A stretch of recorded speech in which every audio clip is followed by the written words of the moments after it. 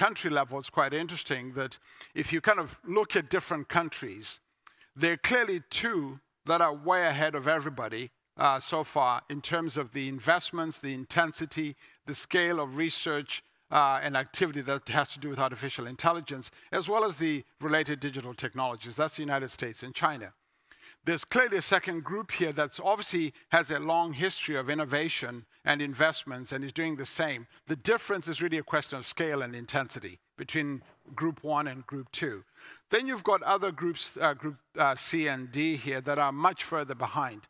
The reason this is important is very similar to both companies as well as economies, is that we know that the leaders can quickly get the benefits of these techniques and can quickly get the cumulative, if you like, leadership and stride out ahead of everybody else. And so we must think about this question of how do we make sure that everybody participates and everybody's part of this journey? And I think there's some important questions that we'll need to come back to perhaps discuss at this forum.